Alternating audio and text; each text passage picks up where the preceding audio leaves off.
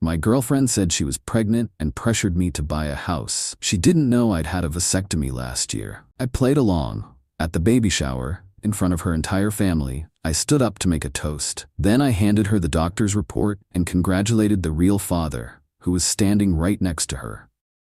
The day my girlfriend Qley told me she was pregnant should have been the happiest day of my life. She stood in the middle of our living room, holding one of those little white sticks, tears of joy streaming down her face. She fell into my arms, sobbing about how she couldn't wait to start our family. How this was a dream come true. I held her. I hugged her back. I told her I was happy. I was a very convincing actor, because in that moment my heart wasn't filled with joy, it was a cold, empty void. My mind was a whirlwind of confusion, betrayal, and a single, undeniable biological fact. That baby was not mine. Here's the secret that Qley didn't know. 18 months ago, long before I ever met her, I had a vasectomy. My previous relationship had ended in a messy, traumatic pregnancy scare, and I had made a firm, private decision that I was not going to bring a child into this world until I was absolutely certain I was with the right person and in a stable, committed partnership. I went through the procedure, and 6 weeks later, I went back for the follow-up tests. The results were conclusive. My sperm count was 0. I was, for all intents and purposes, sterile. I hadn't told Qley about it. Our relationship, while serious, hadn't yet reached the stage of concrete, logistical family planning. We had talked about wanting kids someday, but it was always in a vague, abstract way. I was planning to tell her, of course. It was a conversation I knew we would have to have when someday started to become soon. But her surprise announcement had ambushed me.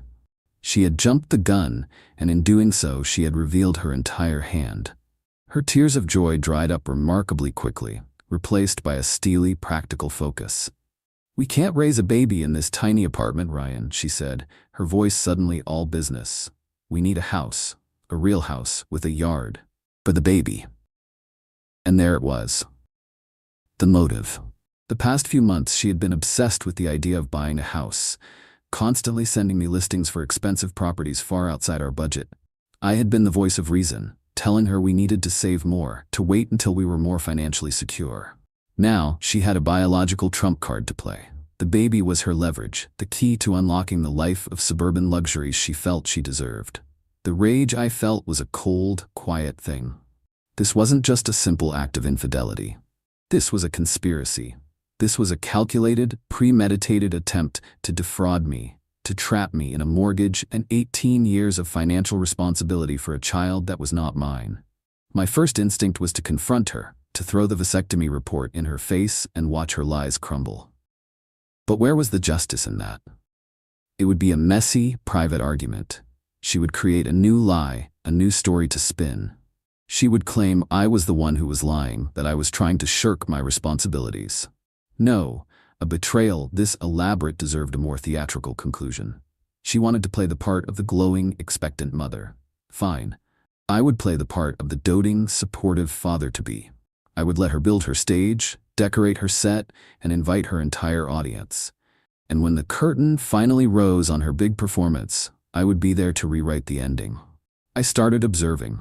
I became a quiet detective in my own life. I knew the baby had to be conceived around 9 weeks ago. I scrolled back through her social media, her calendar. And there it was, a work conference in another city. A conference I now seriously doubted had ever happened. In the photos she had posted from that weekend, one man was a constant presence. Her work bestie, Ben. He was in every picture, his arm a little too close around her, their smiles a little too intimate. I now had his name. Ben. The likely father. That weekend, I told Qley she was right. We needed to be responsible. We needed to find a house for our new family. The look of triumph on her face was sickening. She spent the entire weekend dragging me to open houses. I smiled, I nodded, I asked intelligent questions about property taxes and school districts. I was the perfect image of a committed future father.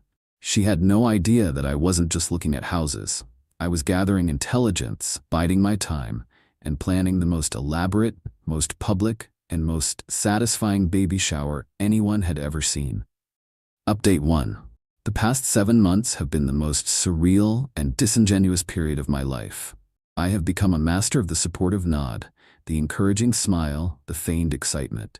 I have played the role of the proud, expectant father so convincingly that I think I deserve an award.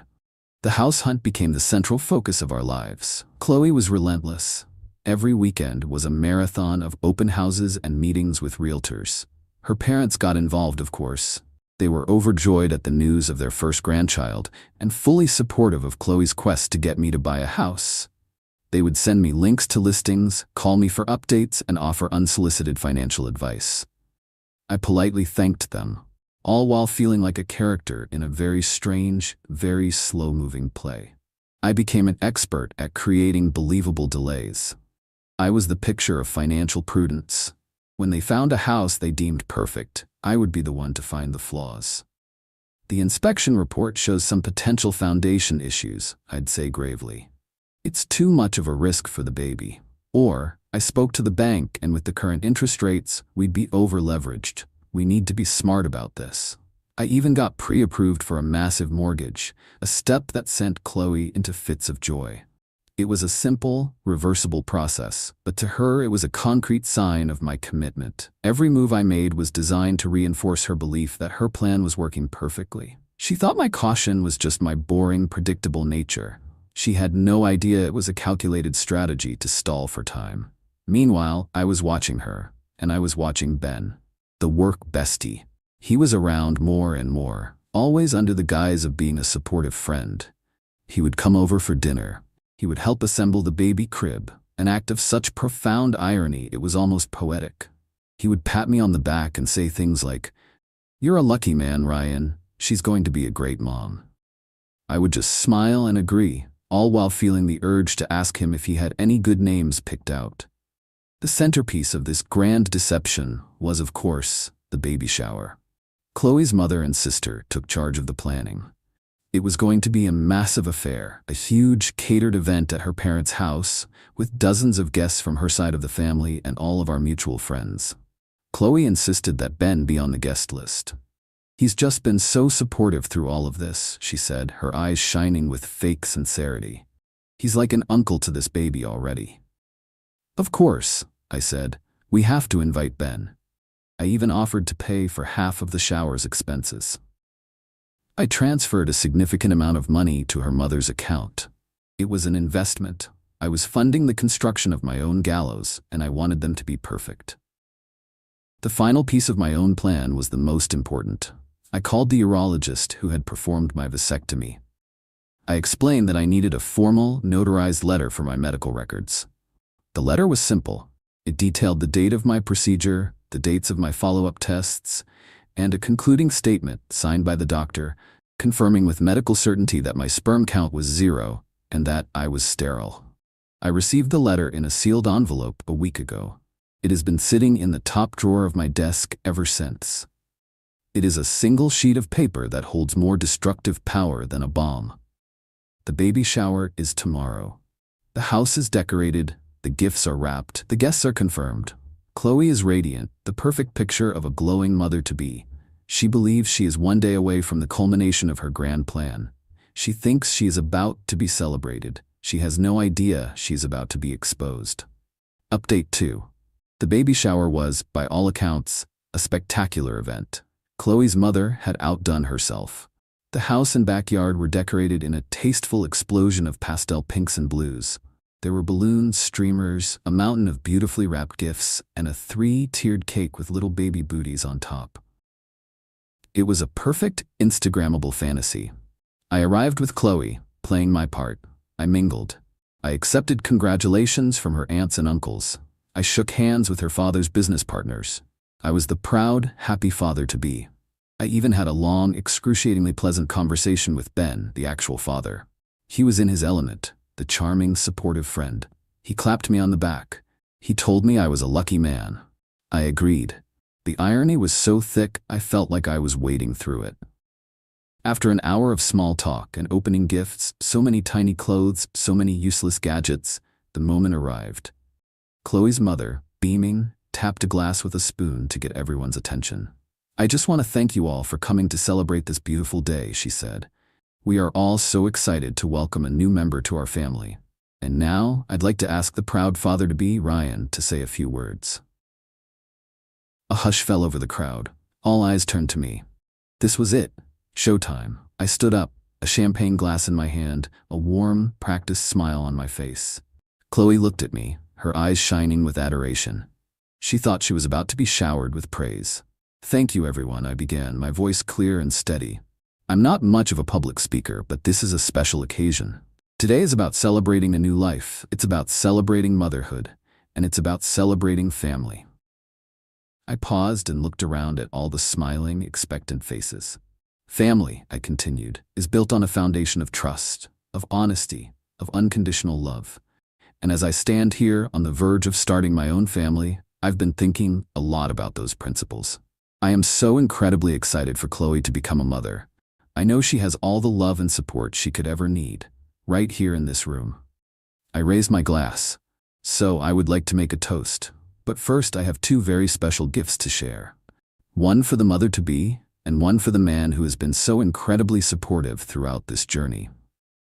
I looked directly at Ben. He was standing near the gift table, a smug, self-satisfied look on his face. He thought I was talking about him in a friendly way. "My first gift," I said, my voice ringing with false cheer, "is a heartfelt congratulations to the real father." I turned my body, raised my glass, and looked directly at Ben. "Congratulations, Ben," I said, my smile unwavering. "I truly wish you and Qley all the best in your future together." A confused murmur rippled through the crowd. Ben's face went from smug to utterly baffled. Qley's smile froze, then completely vanished, replaced by a mask of pure, white-hot panic. But I wasn't finished. "And my second gift," I said, my voice turning cold, "is for you, Qley." I reached into the inside pocket of my jacket and pulled out a crisp, white, sealed envelope. I walked over to her, my footsteps echoing in the stunned silence. She was staring at me, her eyes wide with terror, as if she was just now realizing the ground beneath her was a trapdoor. I handed her the envelope. "This," I said, my voice now just a quiet, conversational tone that everyone could hear, "is a notarized copy of the medical report from my vasectomy last year. I thought you might need it for your records and for the birth certificate." I then turned back to the crowd of horrified, speechless guests. I raised my champagne glass one last time. "To honesty," I said, "and to family." I took a sip of my champagne, placed the glass gently on a nearby table, and walked out of the party. The silence behind me was absolute. It was the sound of a perfectly executed demolition. Final update: it has been 6 months since I made my toast at the baby shower from hell. I didn't stick around for the fireworks. I simply got in my car and drove away, leaving a crater in the middle of Qley's picture-perfect life. The story of what happened next came to me in fragmented pieces from mutual friends and acquaintances who had witnessed the explosion. Apparently, the moment I walked out, the party descended into absolute chaos. The stunned silence was broken by Qley's mother demanding to know what was in the envelope. Qley, sobbing and hysterical, refused to open it, so her father took it from her trembling hands and read the doctor's report out loud. All eyes then turned to Ben. Trapped, cornered, and faced with the fury of Qley's entire family, he crumbled. He admitted everything. The affair, the lie, the plan. The baby shower immediately turned into a screaming match between Qley's father and Ben, while Qley just sat there, catatonic, amidst a mountain of baby gifts that were no longer hers. The aftermath was a swift and total devastation of the life Qley had tried to build. Her engagement was, of course, over. The friends who had been at the party were horrified, and the story of her deception spread like wildfire. She became a social pariah overnight. Her family, who had been her biggest enablers, were humiliated and furious. They hadn't just been lied to, they had been made to look like fools in front of their entire social circle. They are supporting her financially through the pregnancy, but their relationship is reportedly strained to the breaking point. They feel betrayed, not just by her, but by the perfect daughter they thought they had. Ben, the supportive work bestie, is now facing the reality of 18 years of child support. Their affair, which was a fun, exciting secret, did not survive the harsh light of public exposure and looming responsibility. I'm told they are no longer together. He is legally and financially on the hook, but he wants nothing to do with her personally. As for me, the first thing I did was get a lawyer to ensure I was completely and legally firewalled from the entire situation. We sent a formal letter to Qley, stating that while I wished the child no ill will, I was not, and never had been, the father, and that I would be seeking legal action for fraud and emotional distress if she ever attempted to claim otherwise. She never responded. The house hunt, of course, ended. I'm still in my apartment, and I have never been more grateful for its tiny size. The money I had been pressured to save for a down payment is now in a travel fund. I'm planning a long trip to Southeast Asia next year. I did eventually have to deal with the mountain of baby gifts that had been delivered to my apartment before the shower. I boxed up every single one, the crib, the stroller, the tiny clothes, and in a final act of karmic redirection, I donated them all to a local shelter for single mothers. Looking back, my revenge wasn't the toast itself. The toast was just the reveal. The real revenge was the 7 months I spent playing along. I let her build her lie into a magnificent, towering monument. I let her invest all of her hopes, her dreams, and her reputation into it. I just stood back and provided the rope. She built her own gallows, and in the end, all I did was gently kick the chair out from under her. She tried to trap me, to lock me into a life I didn't choose with a child that wasn't mine. But she underestimated me. She thought I was simple. She thought I was clueless. She never realized that sometimes the quietest man in the room is the one who is paying the most attention.